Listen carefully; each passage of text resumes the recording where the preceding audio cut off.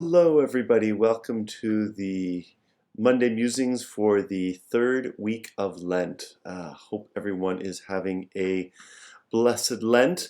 Thank you to all of you who expressed kind wishes for my retreat last week. It went very well, though it was unlike any other retreat that I've done in my religious life, just going off literally quite by myself and going on retreat, spending that time with the Lord. But it was a very blessed time away, and very grateful to Father Gregory and the staff, especially since we opened up the 8:15 Mass last week and the extra work that entailed, especially for him, for me to be away. So I am very grateful for that.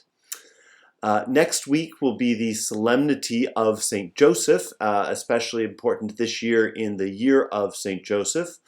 The Western Province is putting out a series for Novena, preparing for the Solemnity, so I invite you to check that out. You can see that link for that, rather, on our webpage.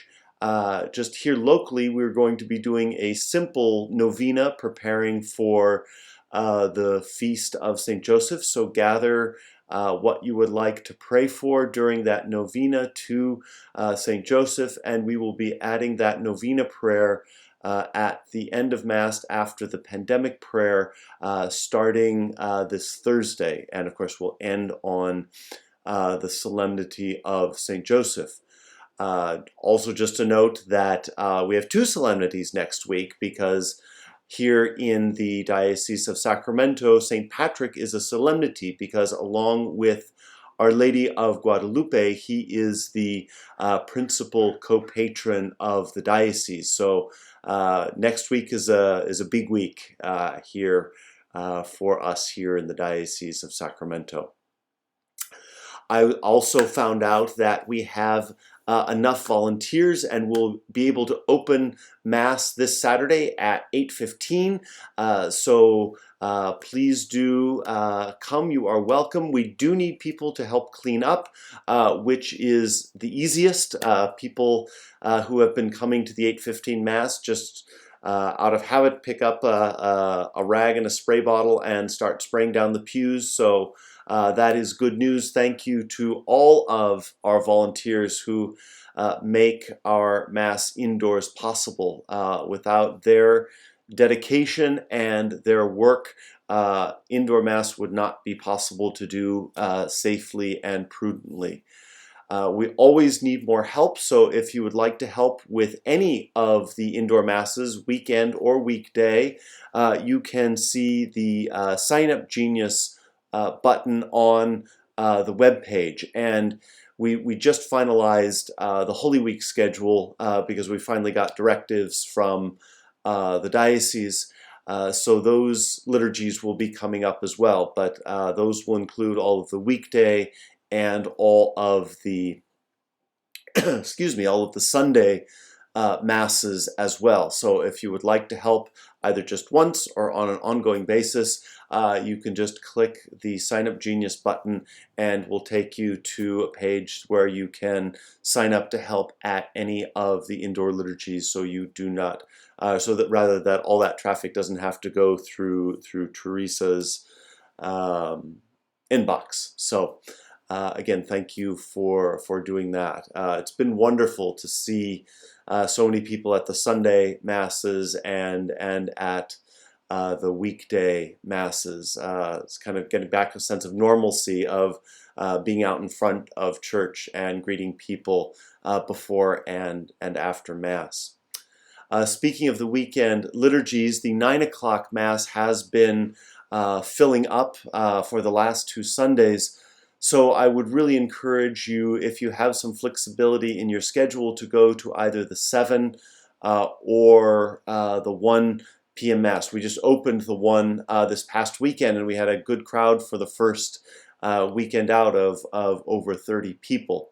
The 7 has been around 50, so there's plenty of room at the 7. I know there's one family I heard that was very unhappy about being told that there was no more room. But unfortunately, that's something that we're going to have to live with the restrictions on the indoor mass. And just as a reminder that as long as social distancing is part of our lives, we're not going to get many more than 100 people in our church, just the way the church has been built. So even when other churches are at 50% capacity, we're still going to be at 100 as long as social distancing, physical distancing is part of our life. Unfortunately, that's just the limitations, the physical limitations of our church building. So it's unfortunate. I don't like telling people that the church is full or having to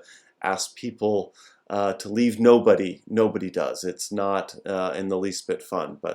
And that's why when the weather gets warmer, we're going to start the 9 o'clock outside, so we don't have to limit numbers, but it's still too chilly to do that. The plan is for Palm Sunday to move that mass outside. So, but in the meantime, the 7, 9, and the 1 p.m. Sunday masses are all open inside with a maximum of 100 people.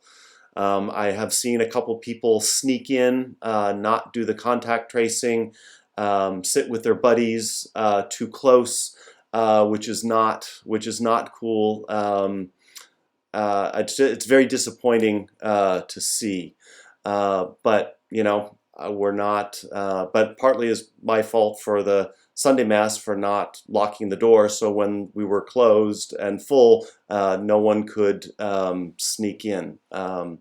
But unfortunately, people feel that they have the right to do that, even though that is unhealthy. But can't do anything about that other than try to do our best. That's why we have these controls, so that doesn't happen. But unfortunately, there was that little lacuna this week. But in the meantime, it is lovely to see everybody at Mass. Go to the Sign Up Genius to help with the indoor masses. It does not take much of your time, and with many people that you won't hopefully have to do it too very often. That those of you who do come, I hope you have expressed your gratitude to the volunteers, because they are the ones that are making the indoor masses possible for all of you to attend. So watch your email for the Friday Blast with most up-to-date information for, excuse me, I have a frog in my throat, for this week. And we will keep you posted with the Holy Week and all the other upcoming things that are happening. So thank you, God bless you, and we'll see you soon. Bye-bye for now.